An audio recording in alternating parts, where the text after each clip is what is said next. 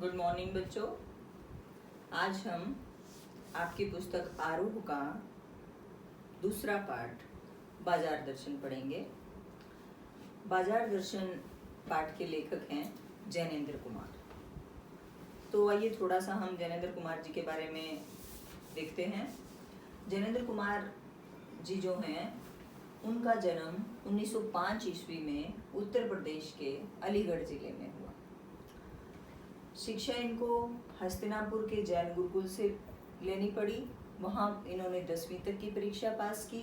उसके बाद काशी हिंदू विश्वविद्यालय से उच्च शिक्षा प्राप्त करने के लिए ये गए, लेकिन उस समय देश में स्वतंत्रता के लिए लड़ाई चल रही थी।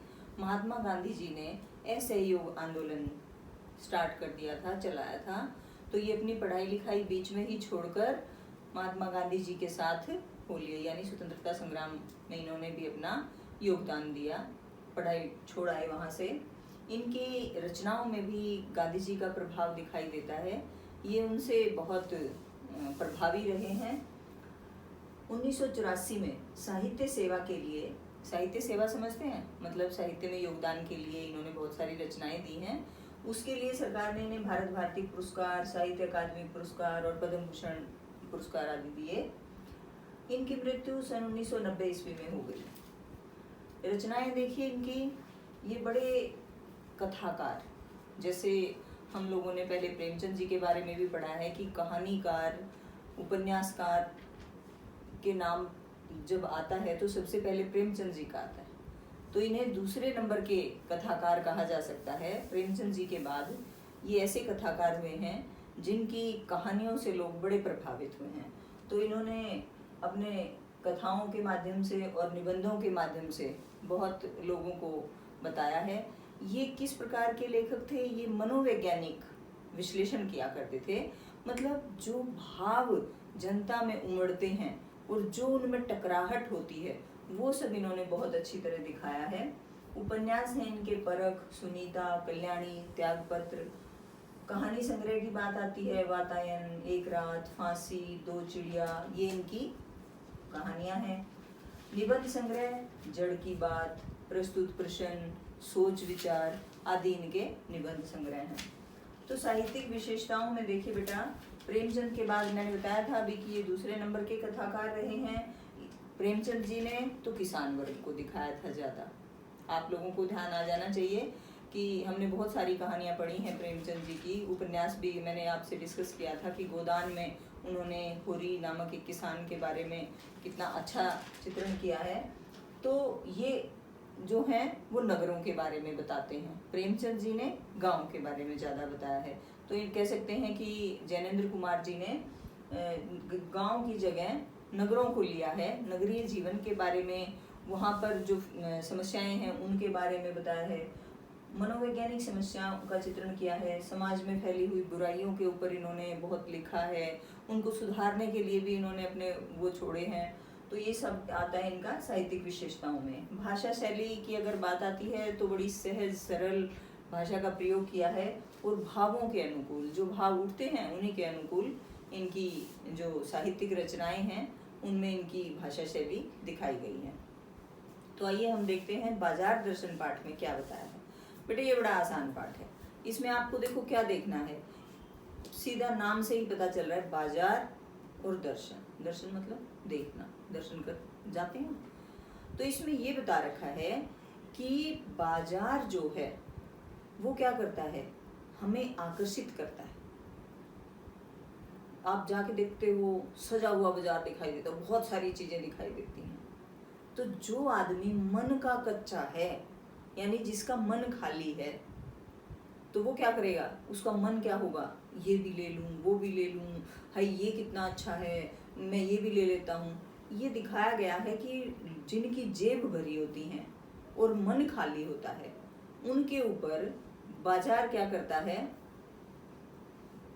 चुंबकीय प्रभाव डालता है, अपनी ओर खींचता है और वो लेते हैं।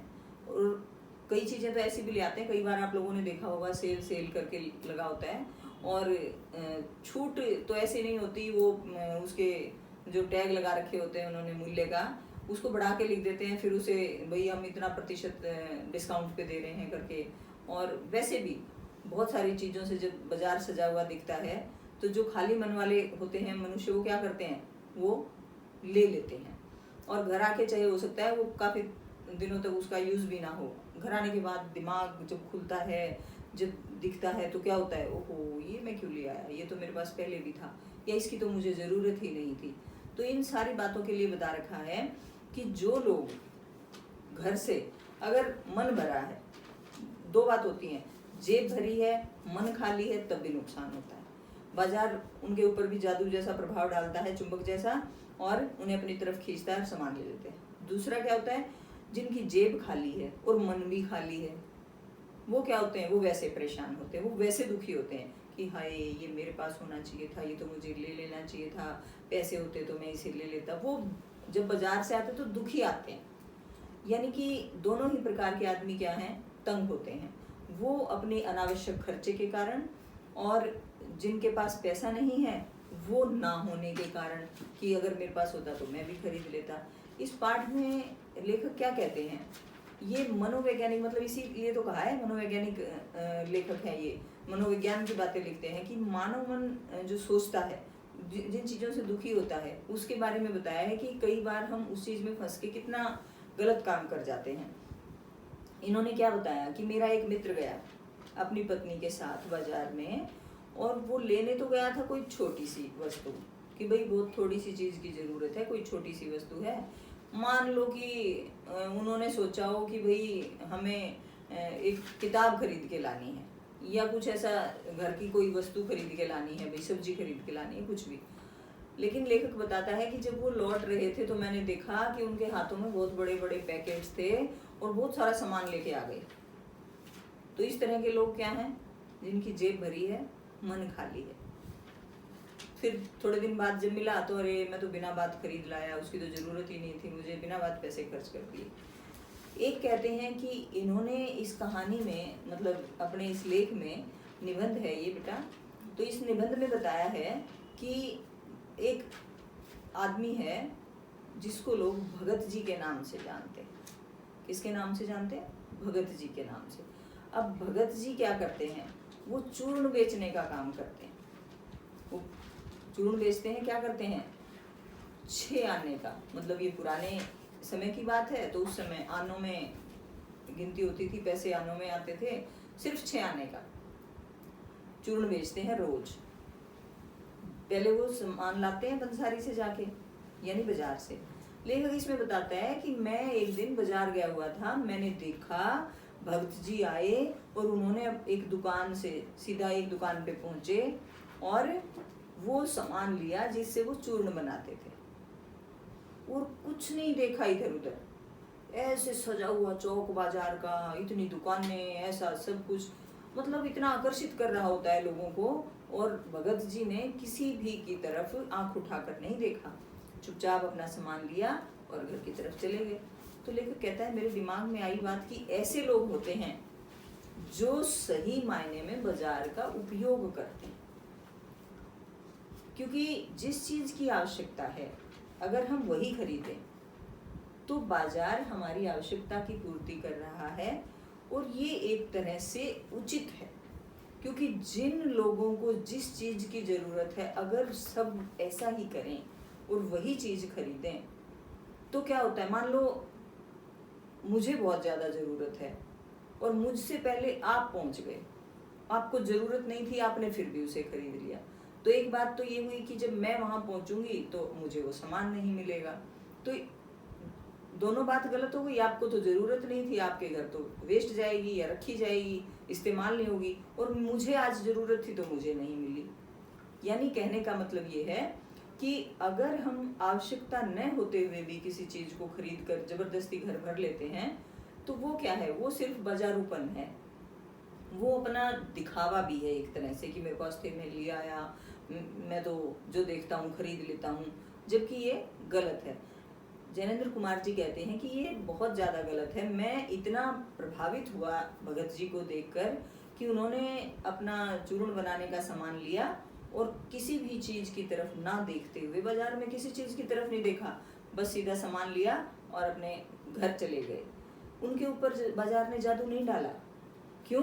क्योंकि उनका मन भरा हुआ था। तो जब हम बाजार जाते हैं तो हमारा मन भरा हुआ होना चाहिए और लक्ष्य निर्धारित होना चाहिए कि मुझे क्या खरीद के लाना है, और फिर चीज़ों की तरफ इधर उधर नहीं देखना चाहिए। हमें घर से प्लान बना के चलना चाहिए, यही चीज़ लेकर आनी है।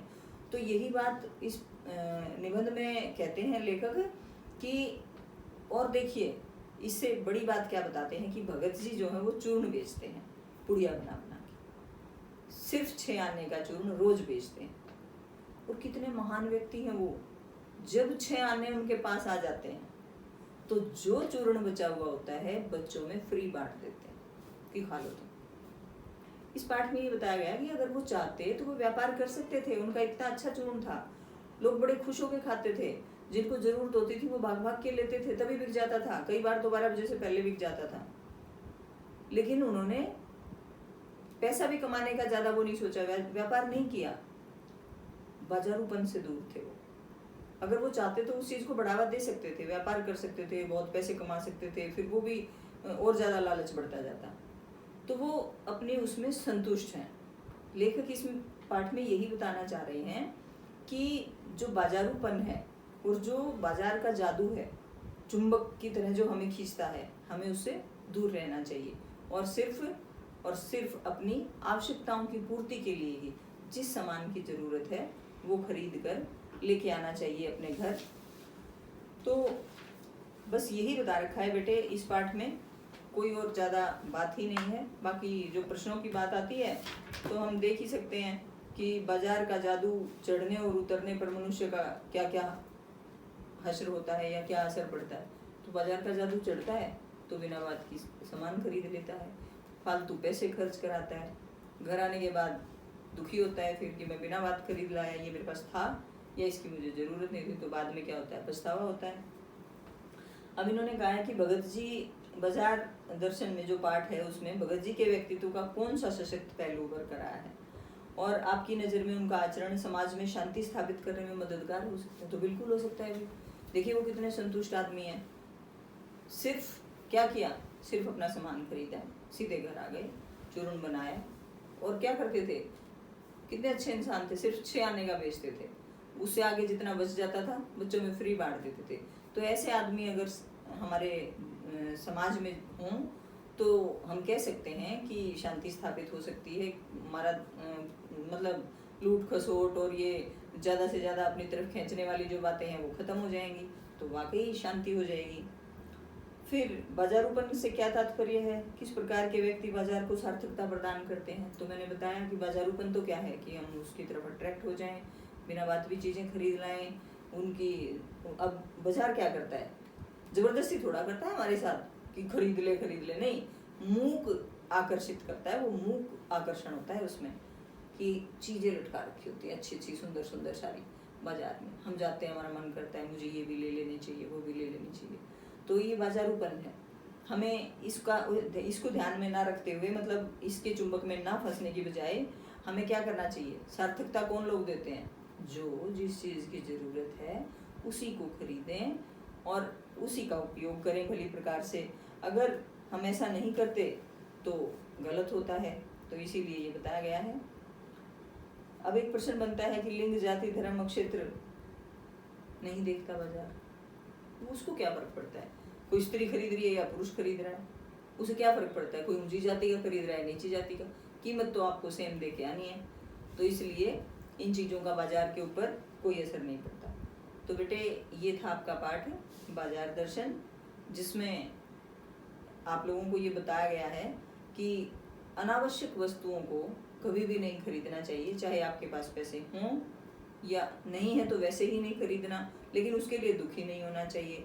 और अगर हैं तो अनावश्यक मत खरीदो, जो ज़रूरत की चीज़ें हैं उन्हें खरीदो, उनको सही इस्तेमाल करो। जैसे देखो हम अब तक भी हमारी ये तो आज तो नई बीमारी से लड़ रहे हैं हम, नहीं तो अब हमारे देश में जो स्वच्छता का चला हुआ था अभियान, उसमें हम एक बात बार बार कह रहे थे कि जो प्लास्टिक पन्नी है उसका इस्तेमाल मत करो। तो उससे क्या होता है, प्रदूषण फैलता है। जब हम सामान लाते हैं तो पन्नियों में भर भर के ले आते हैं, फिर ला के पन्नियों को फेंक देते हैं, सामान को अपना इस्तेमाल करते हैं। तो वो क्या चीज़ थी, वो भी बढ़ावा ही दे रहे थे हम। तो इन सारी थोड़ा बहुत अपनी सामाजिक बुराइयों को दूर करते हुए हमें अपनी सिर्फ आवश्यकता और ज़रूरत की चीज़ों को ही लेना चाहिए। तो ये आपका पाठ था बाजार दर्शन। इसके लेखक कौन है? जैनेंद्र कुमार। जैनेंद्र कुमार कैसे लेखक हैं? मनोवैज्ञानिक लेखक हैं, जो मनोवैज्ञानिक साहित्य इन्होंने दिया है। धन्यवाद।